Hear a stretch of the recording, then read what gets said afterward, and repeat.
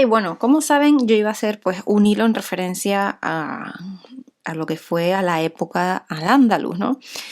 Y la verdad que se me ha hecho un poco complicado, entonces voy a dividir este hilo en dos partes, lo que sería una, la Reconquista, con mucho más detalle y demás, contarlo todo, cómo sucedió, y la otra, pues lo que sería cómo eran esas calles, cómo eran esos barrios, los muebles en esa época de al-Ándalus, ¿no?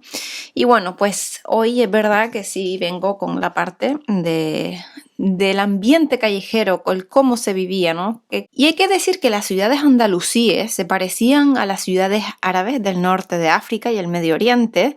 Tenían en el centro pues una medina, ¿no? Una ciudad amurallada donde se concentraban pues el alcázar o residencia gubernativa y la mezquita mayor. También tenían espacios abiertos, los zocos o mercados, así también como pequeños jardines y cementerios. Y las rodeaban pues extramuros, algunos barrios exteriores que eran los conocidos hasta hoy en día como los arrabales. ¿Qué hay que decir de las grandes ciudades? Las grandes ciudades en aquella época tenían alcantarillado para aguas residuales, también fuentes públicas con agua potable, numerosos baños públicos. Había además fondas o hospederías para las caravanas que traían a la ciudad mercancías diversas, ya sean pues procedentes del campo o de otras ciudades o de países remotos incluso. Y estas fondas disponían de un corral central donde se depositaban los sacos de mercancía. Y en derredor, bueno, pues establos para las mulas o los camellos. En el piso superior había pequeñas habitaciones de alquiler para los mercaderes. En época del califato omeya, Córdoba llegó a tener unas 800 fuentes y 600 baños públicos. Aunque es verdad que se ha fantaseado mucho acerca de la población de la capital de Al-Ándalus, es verdad que Córdoba no llegó a tener más de 300.000 habitantes, que ya es una cifra enorme para la Edad Media, vamos a ser sinceros, ¿no?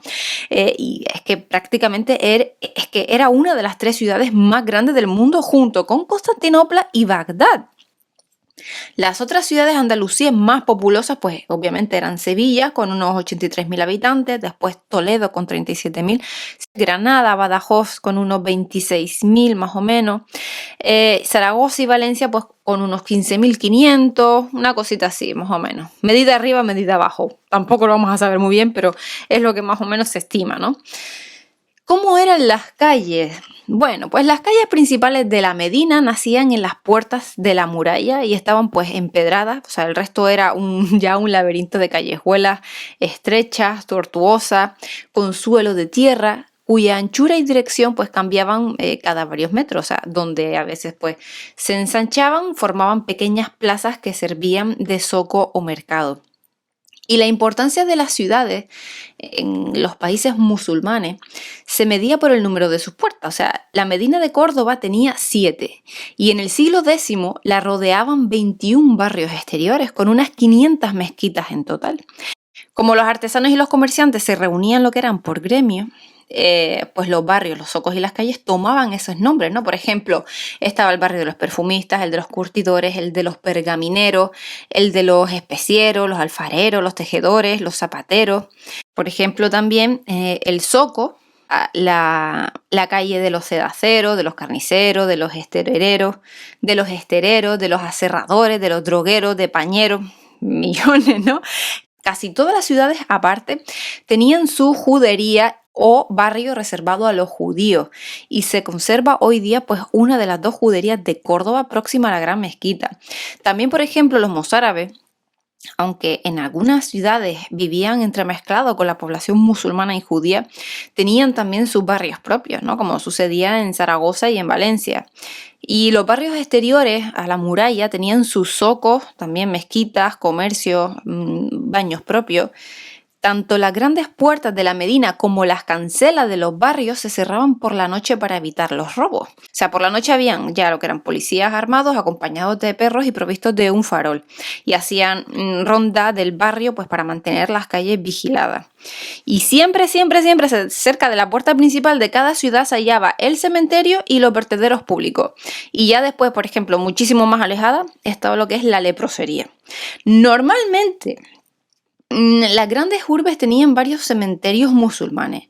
Además, había otra parte para los judíos y otro más para los cristianos. juntos, pero no revueltos. A ver si nos entendemos. Eh, En plan, yo te tolero, pero hasta cierto punto. Como los andalusíes eran amantes de la naturaleza, pues es verdad que sus ciudades estaban rodeadas por hermosos jardines, fértiles huertas, regados por medio de norias, aljibes, acequias. Desde muy, muy antiguo se celebró la belleza de la Vega de Granada como un regalo para la vista de las alturas de Albaicín. Y además de los palacios también principescos levantados pues en medio de extensos vergeles con fuentes surtidoras, un paraíso a la vista, ¿no? También habían alamedas, jardines públicos para el pueblo llano. En el bosque de robles y encina pues solía haber alquerías para ir de excursión y desperdigadas pues también pequeñas ermitas, ¿no? Y ya dentro de la ciudad el ambiente callejero era muy, muy bullicioso, muy pintoresco. A todas horas del día circulaba por la calle una multitud pues atareada, ociosa, que acudía a los zocos, ¿no? Donde se ponían en la venta la fruta, las verduras, especias, objetos artesanales, libros, tapices, esclavos. ¿Para qué vamos a engañarnos? Había barberos que afeitaban en cualquier esquina, vendedores de fritangas, panes, dulces, queso, aguadores que ofrecían agua fresca a cambio de unas monedas, herbolarios que preparaban ungüentos, dentistas callejeros, ya sabemos qué tipo de dentistas, ¿no?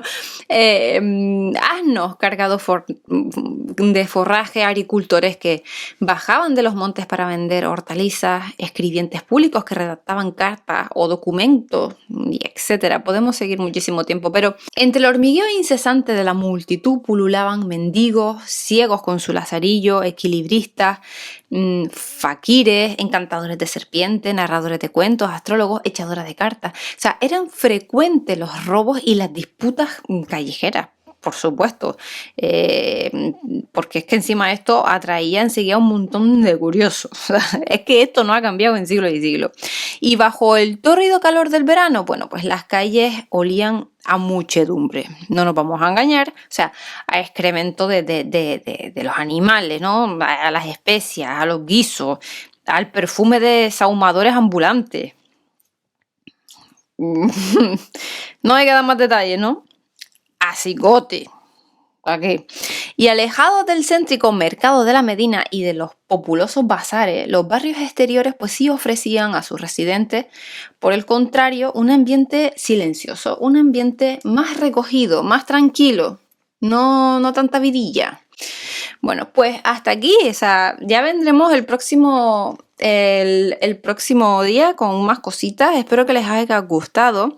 Lo dicho, lo vuelvo a repetir, de que el hilo de Al-Ándalus lo vamos a dividir en dos partes, lo que sería la Reconquista, o sea, de cómo empezó todo hasta la llegada de la Reconquista y pues estas características de la época de Al-Ándalus, ¿no? Cómo eran las calles, cómo eran los entierros, la comida, cómo veían a las mujeres. La Reconquista, la verdad, al igual que el tema de los visigodos, no es un tema que mucha gente toque mucho y es de las épocas más fascinantes de la historia de España.